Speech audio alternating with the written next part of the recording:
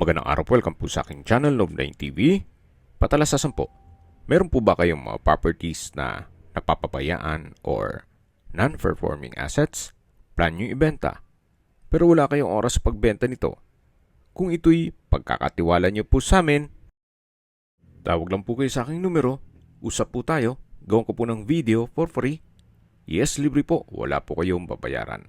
Tutulungan pa namin kayong mabenta ang inyong property. Kami na po bala sa marketing, sa boosting or paid ads. Even sa tripping, hindi na po kayo mapapagod sa pag-entertain ng mga buyers. Kami na po bala sa lahat. Tawag lang po kayo.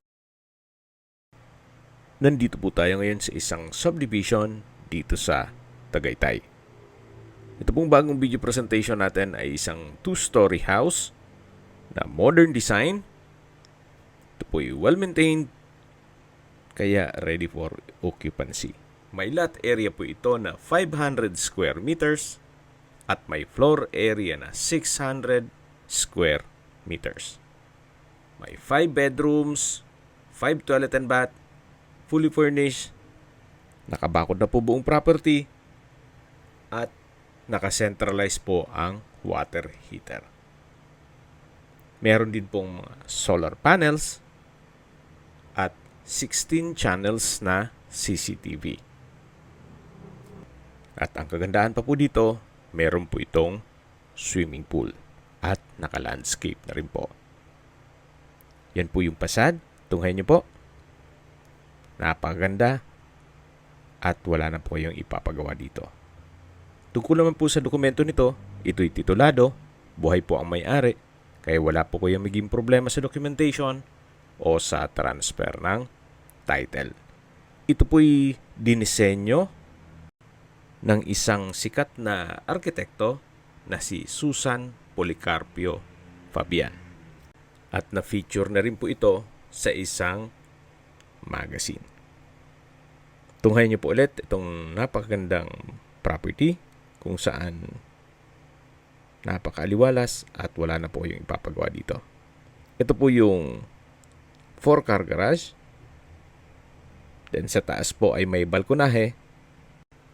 Dun po sa pagpasok natin sa pedestrian gate ay pupungad yung garden set at yung grotto. Na naka-landscape na rin po yan. Then buong property po na 500 square meters ay may concrete fence na rin. Dito po sa covered carport ay kakasya ang dalawang sakyan. Then meron pong corner glass window. Yan po yung spiral stairs na papunta sa balkonahe. Ito naman po yung setback na kung saan ito'y naka-tile flooring. Ito po yung sliding glass window ng mga kwarto at yan po yung service area. Yan pong nakikita natin na pinto, yan po ay banyo. Nandito na po tayo sa swimming pool na kung saan ito po'y bagong gawa. Then meron din pong jacuzzi at ito'y naka-landscape na rin.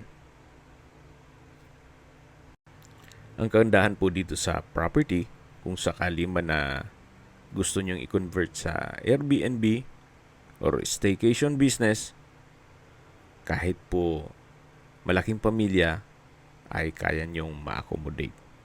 Gawa ng napakalaki po ng bahay. Then, dito na po tayo sa pool side. Then, sa dulo po ay may shower area. Sa mga nagtatanong naman po ng reason for selling, may pagpabago lang sa kanilang plano, kaya ibebenta nila ito. Tunghayan nyo po itong back view nitong bahay na kung saan dito po sa second floor ay meron ding balkonahe. At dito naman po ay may hangout area. Then yan naman po yung sliding door papunta sa kitchen at dining area. Ganun din po dito sa kabilang side na kung saan yung living area ay meron din pong access door. Then may security grill. At nandito na po ulit tayo sa may garden. Na may garden set. Then meron pong grotto. At ito'y naka-landscape. Yung natatanaw natin na pedestrian gate Diyan po tayo pumasok kanina. At dito na po tayo sa may main door na kung saan ito po yung may aluminum screen door, then may glass panel with security grill. May CCTV na rin po. At pasok po tayo. Welcome po dito sa bahay ni Ma'am at Sir. Napakaaliwalas po. Lahat pong furnishings o mga kagamitan ay kasama po yan. Ito po yung naka-double high ceiling. May modern chandelier, ceiling cove design, glass walls and windows. Yan po yung hagdan o stairs. At dito naman po yung living area, na kung saan meron pong ceiling fan. Yan po yung corner window glass na may blinds at may customized glass window with security grill. Dito naman po sa kabilang side ay meron pong flute type design na wall panels. At ito naman po yung hagdan na kung saan naka-wooden staircase, wooden handrail, at metal railing. Meron din pong staircase window na nag-serve as natural sunlight. Nandito na po tayo sa may dining area na meron pong 8-seater dining set. Sa dulo po ay may sliding glass door with security grill. Then may blinds na rin po. Bali po dalawa yung access door dito. Ito po yung isa na kung saan papunta sa swimming pool. Then, galing po tayo dyan kanina. At balik po tayo ulit dito sa loob. Yan po ulit yung dining area. Then, ito po yung formal kitchen. May kitchen countertop. Malaking kitchen window. May kitchen cabinet, storage ng kitchen utensils, built-in gas range and range hood. Dito naman po yung kitchen drawer at wall-mounted kitchen cabinet. Meron din pong ceiling fan, may refrigerator, at hanggang sa dulo po ang kitchen countertop. Meron din pong stainless sink with faucet at built-in oven. Ito po yung access door papunta sa dirty kitchen.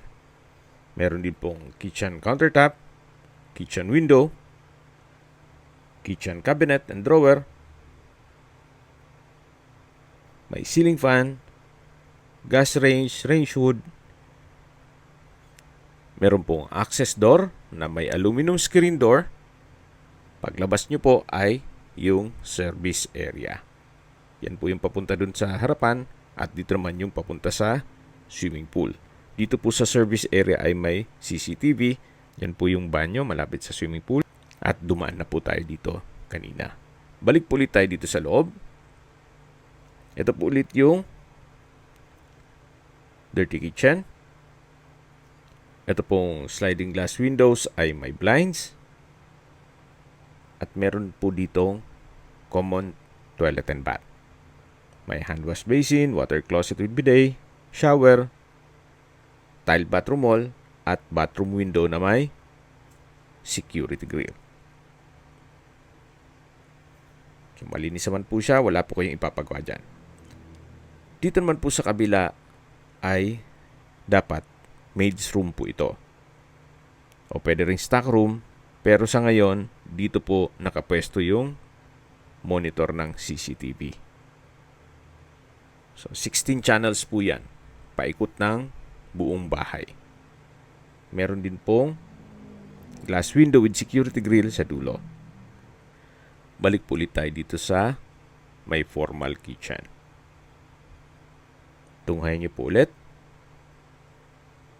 Napakalaki po nitong kusina na kung saan kung mahilig po kayong magluto o kahit magsabay-sabay man na may okasyon, marami po kayong pwesto.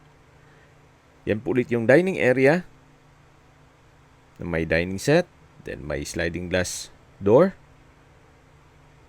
At dito naman po yung unang kwarto.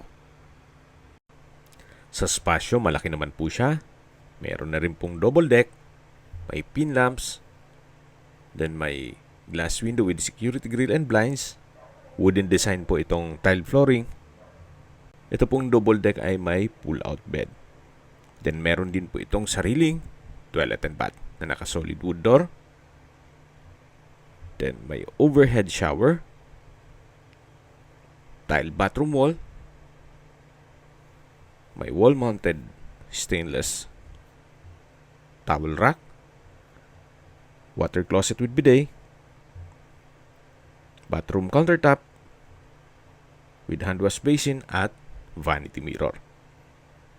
So ito po yung first bedroom with own toilet and bath na meron na pong double deck. Paglabas nyo po, matatanaw ulit yung kitchen at dito naman po yung powder room na kung saan naka-solid wood door. Then may bathroom countertop, hand wash basin, water closet,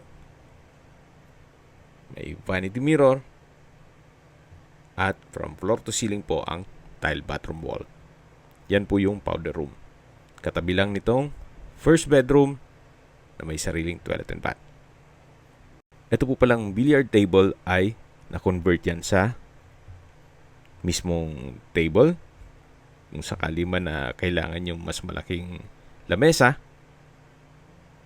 at nasa 100 plus din ang presyo niyan na sinama na ni owner. Yan po yung double high ceiling na meron pong modern design chandelier. At ito na po yung hagdan o stairs. Ito po yung naka-wooden staircase, wooden handrail. Ito naman po yung staircase window na may blinds din po yan. Nag-serve as natural sunlight din po. Ang pintura naman po dito sa staircase wall ay maayos naman ang pagkapalitada, pulido naman po. Samahan niyo po ako, akyat po tayo. So dito po sa side na to ay meron din pong chandelier. At nandito na po tayo sa second floor. Matatanaw natin yung isang pintuan na kung saan yan yung second bedroom ng buong bahay. Naka-solid wood door. Then may customized glass window. Then corner glass. May blinds. Wooden design tile flooring. Ito pong bed frame ay may headboard. May bedside table at lampshade. Then meron pong walk-in closet. From floor to ceiling po yan. Then meron din pong toilet and bath. May overhead shower. Tile bathroom wall. Bathroom window with blinds, water closet, hand wash basin, bathroom countertop, vanity mirror, at wall-mounted stainless towel rack. So ito po yung toilet and bath dito sa second bedroom. Then meron din pong couch. At labas po tayo. Ito po yung hallway na papunta naman dito sa ibang kwarto. Ito naman po yung third bedroom. Naka-high ceiling, chandelier, pin lamps. Then meron din pong window glass with security grill at may access door. Mamaya po check natin yan. May bed frame and mattress. Flute type design wall panel at meron pong walk-in closet at may sariling toilet and bath. So ito po yung master bedroom. Check po natin itong banyo na kung saan meron pong bathtub, water closet with bidet, shower enclosure, couple hand wash basin, bathroom countertop, bathroom cabinet, malaking vanity mirror, at meron din pong overhead shower.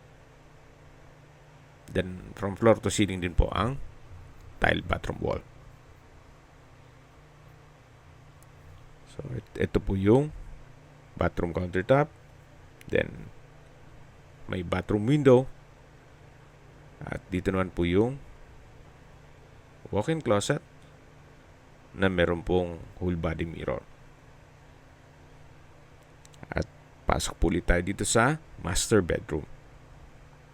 Yan po yung flute type wall panel. May king size bed frame and mattress. Then may single bed dito. At ito naman po yung tinutukoy ko na access glass door na papunta naman dito sa balkonahe. Ito po yung staircase window. Yan po yung ceiling na naka spandrel. At yan po yung setback papunta sa harapan ng bahay o sa garden. Yan po yung balkonahe na hanggang dito yan sa dulo na matatanaw naman yung swimming pool. Yan po, tunghayin niyo po. Napakaliwalas po ng kapaligiran, sariwang hangin, at malamig po ang klima. Ang estimated elevation above sea level ay 2,000 feet.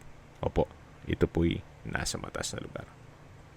Yan po yung corner glass window with security grill ng master bedroom. At ito naman po yung sliding glass door. At tunghayin niyo po ulit, itong master bedroom. Meron na rin pong split type aircon.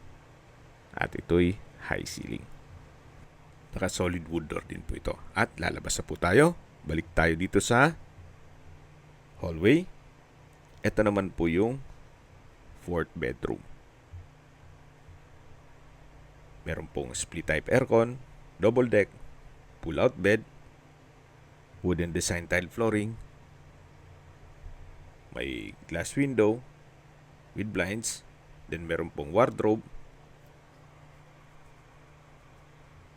at may sariling toilet and bath.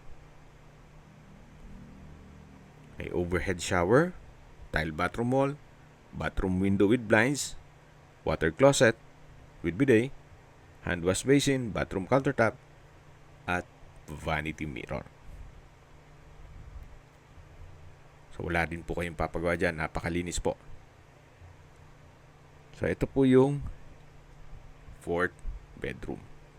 Hanggang dito po ay may wardrobe. At habang naglilibot po tayo at pinagmamasdan nyo po itong buong bahay, pag-usapan natin ang distance, location at travel time. Mula po sa Tagaytay Flower Market, ang distance is 1.4 kilometers at ang travel time is 3 minutes. Opo, ang basihan nyo po ay yung Tagaytay Flower Market. Mula po sa Nuvali, pag-akyat nyo ng Tagaytay, dun sa may flower market, napakalapit na po nito. Pero ganun pa man, kahit ilocate nyo po, ay kailangan inform pa rin natin si owner para makapasok po tayo dito.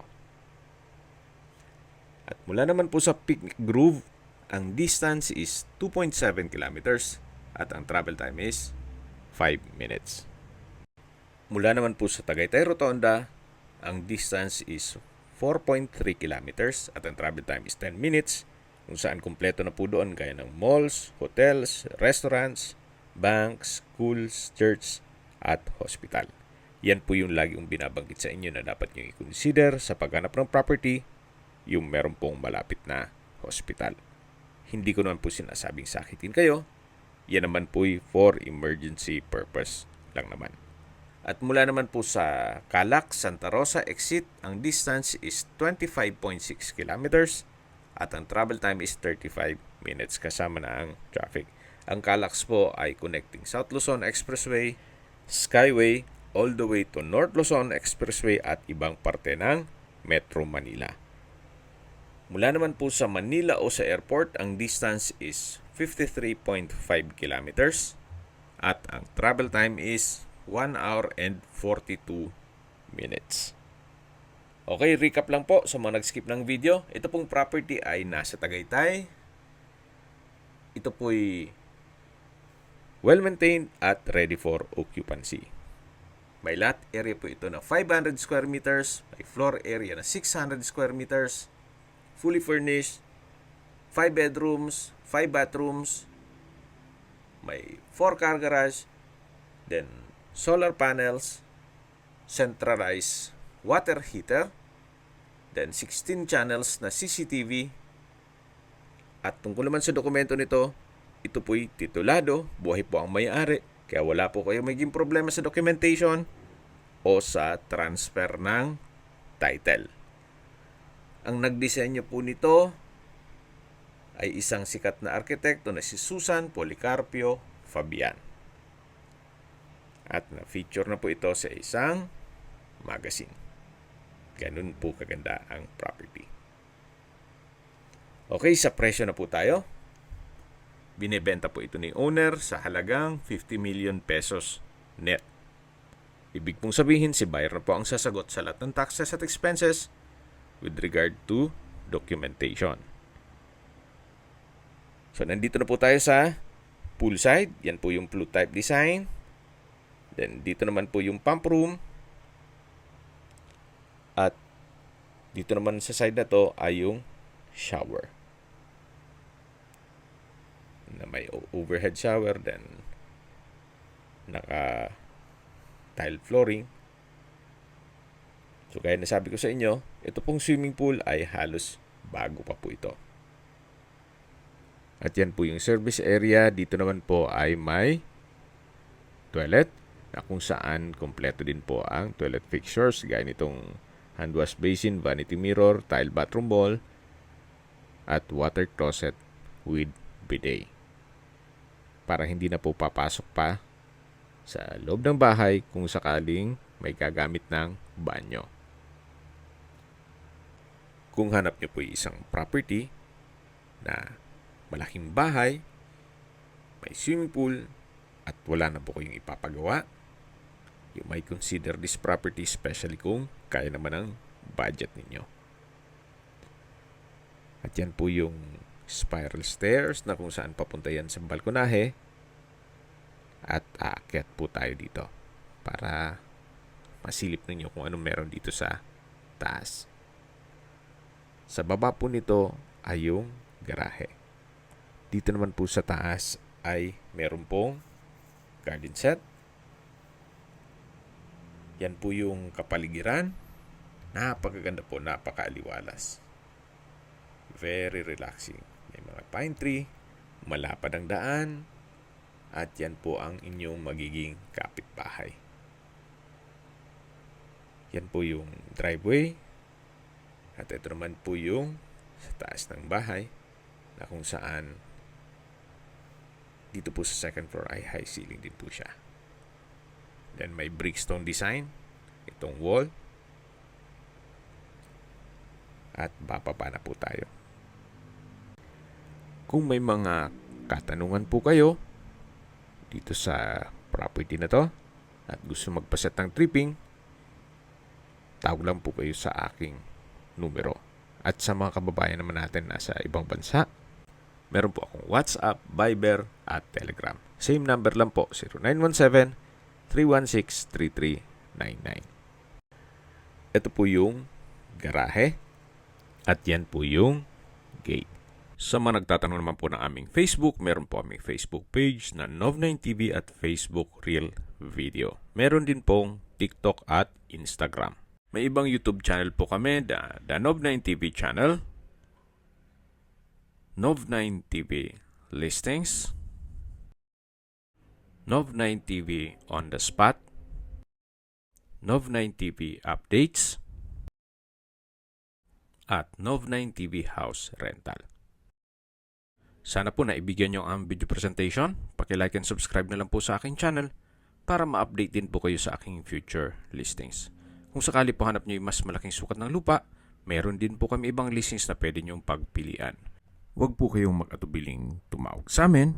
Then, let us know your budget para malaman namin kung anong property pwede naming ilog sa inyo. Sa lahat pong viewers, subscriber at nagtiwala po sa amin, salamat po sa suporta. Ingat po kayo lagi at yung pamilya. Maraming salamat po.